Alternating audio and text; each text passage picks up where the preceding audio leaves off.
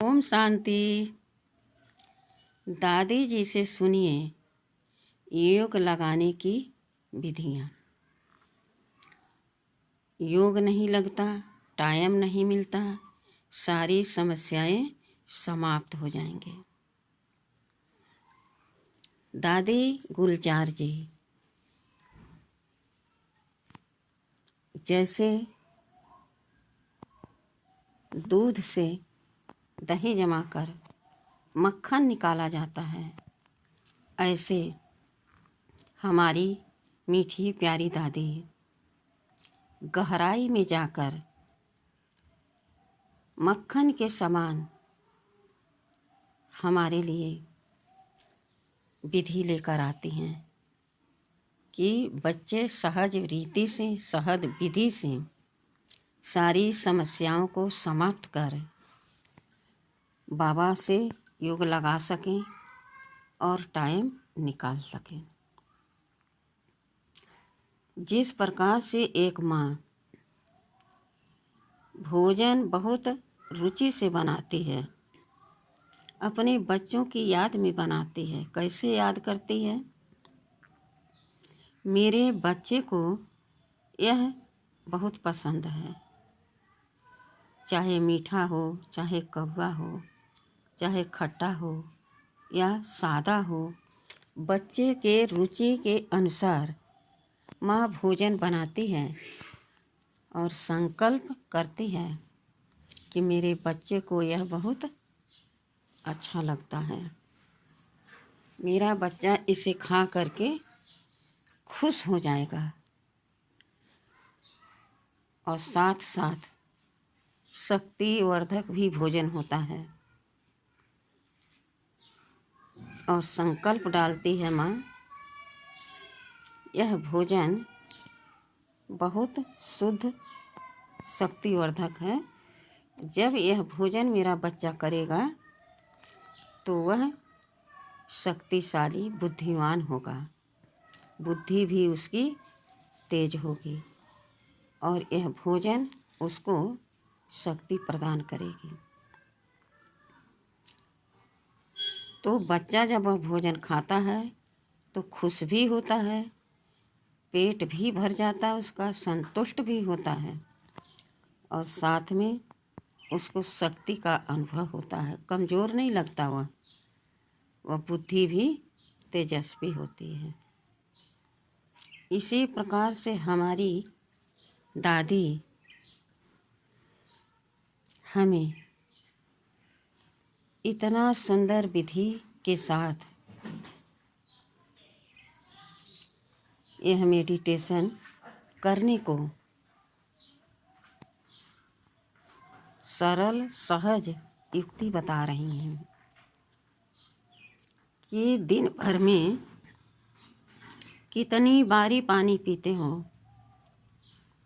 जो लोग कहते हैं कि मुझे टाइम नहीं मिलता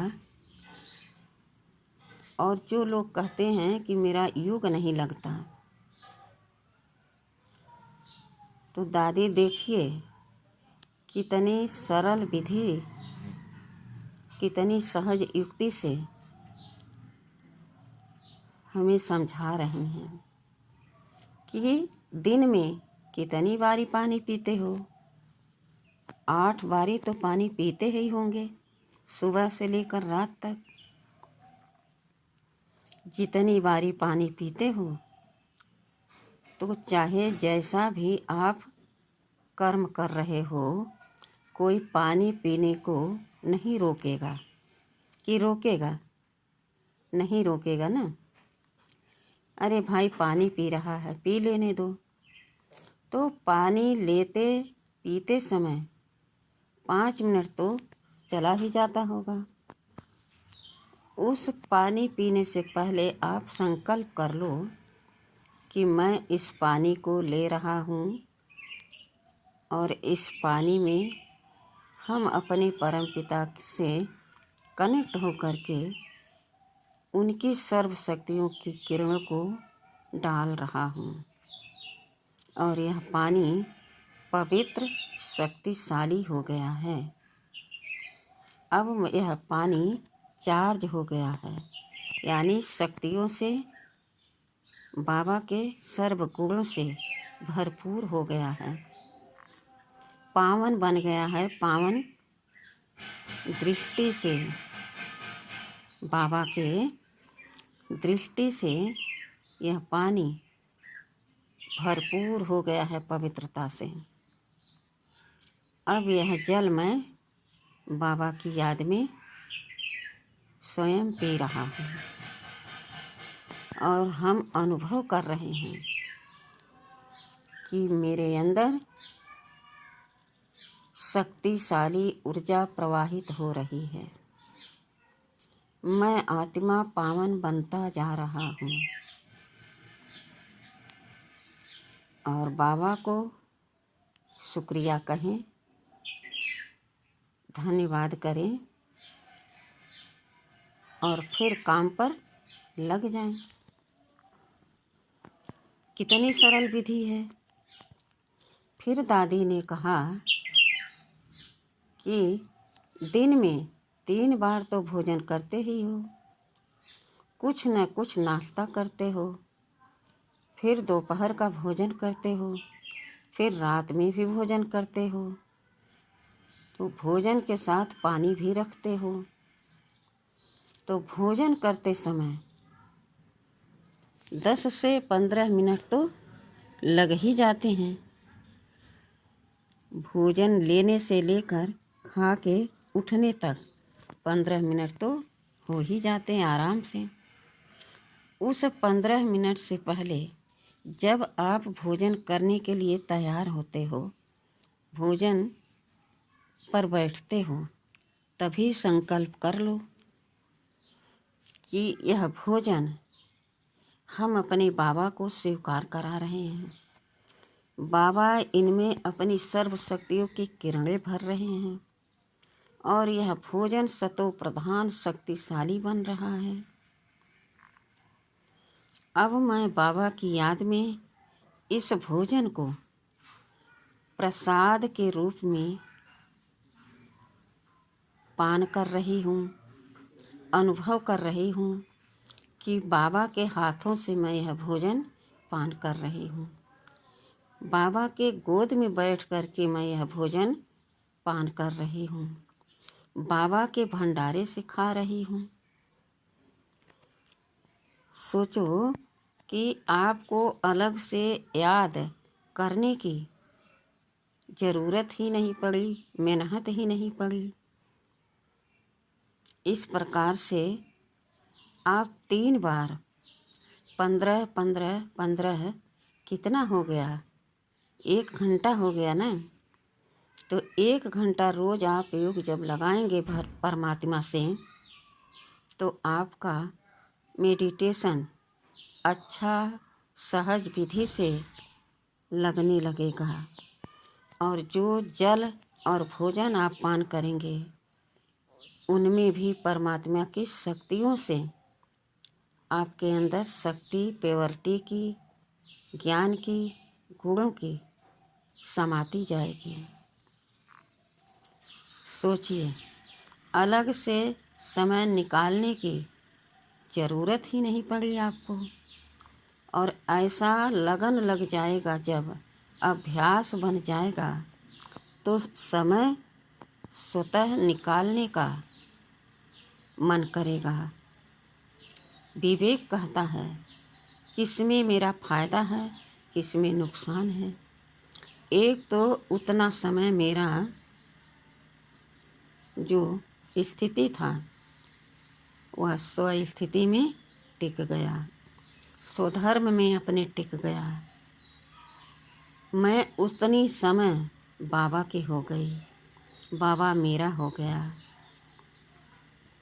इसी प्रकार से जब आप किसी आत्माओं से मिलते हो तो अपने आप को आत्मा समझकर उस आत्मा से पूछो कि आपको शिव बाबा याद हैं,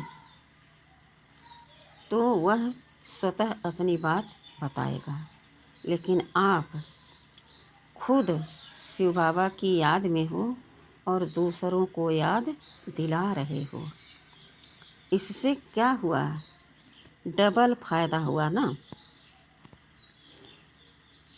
एक तो स्वयं याद में हो और दूसरे के सहयोगी बन गए, वह भी बाबा को याद करने लग गया, तो उसकी भी दुआ आपको मिलना शुरू हो जाएगा।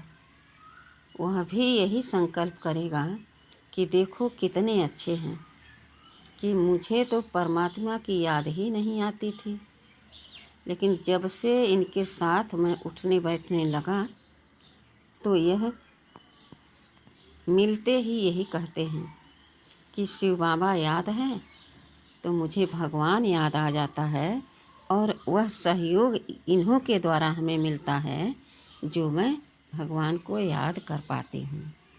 बहुत बहुत शुक्रिया इनका। ऐसे शुक्रिया कहना माना कि आपको दुआ उस आत्मा का मिल रहा है। इसी प्रकार से जब आप सोने जाते हो तब तो आपको यह बहाना नहीं करना चाहिए कि मुझे टाइम नहीं मिलता और मेरा मन नहीं लगता। एकांतवासी हो गए, अंतर्मुखता हो गए, क्योंकि सोते समय तो कोई विवेक नहीं चलाना होता, कर्म नहीं करना होता। तो एक संकल्प ले लो, बाबा से गुड नाइट करो और सारे दिन की बातें बाबा से शेयर कर दो और बाबा को सौंप दो, हल्के हो जाओ और बाबा की गोद में सोने का अनुभव करो। कितना सुंदर सहज विधि हमारी दादी जी ने बताया। इस प्रकार से जिन भाई बहनों को समय नहीं मिलता है, मन नहीं लगता है, तो मन को लगाने में सहज विधि बता रही हैं हमारी दादी गुलजार जी। आशा करती हूँ कि सभी बच्चे जो संशय में रहते हैं, अलबेलापन में रहते हैं, मुझे टाइम नहीं लगता, टाइम नहीं मिलता, मन नहीं लगता, तो वह इस विधि से अपने आप को पावन बनाने की, शक्तिशाली बनाने का, गुणों से सजने का पुरुषार्थ जरूर करेंगे। बिल्कुल सरल सहज विधि है और इस विधि से सिद्धि आपको बहुत जल्दी मिल जाएगी। यानी आपका मन घड़ी घड़ी परमात्मा की याद में स्वतः लग जाएगा। तो ऐसे सुंदर मेडिटेशन को जरूर सभी भाई बहनों को शेयर करें जो कहते हैं कि मेरा मन नहीं लगता योग में, मुझे टाइम नहीं मिलता। तो जब यह वीडियो सुनेंगे, समझेंगे, तो वह अपने मन को लगाने में संकोच नहीं करेंगे, डरेंगे नहीं, उदास नहीं होंगे, कमज़ोर नहीं होंगे, बल्कि उनको उमंग उत्साह मिल जाएगा कि बहुत सरल विधि है, यह तो मैं कर सकता हूँ। तो सभी को यह वीडियो शेयर भी करें और खुद अपने आप को बाबा से अपना नाता जोड़ें, शक्तियों से संपन्न बने, गुणों से सज जाएं। यही हमारी दादी जी का शुभ कामना, शुभ भावना है। तो सभी भाई बहन जरूर जरूर इस पर मनन चिंतन करें। अपने भाग्य को श्रेष्ठ बनाने के लिए, अपनी ऊंच तकदीर बनाने के लिए, अपनी किस्मत को आजमाए नहीं। जो लोग कहते हैं मेरी तो किस्मत ही फूटी है, मेरी तो किस्मत ही ऐसी है, तो बाबा आ गए हैं सबकी किस्मत चमकाने, सबकी भाग्य जगाने। ठीक है, अच्छा, ओम शांति।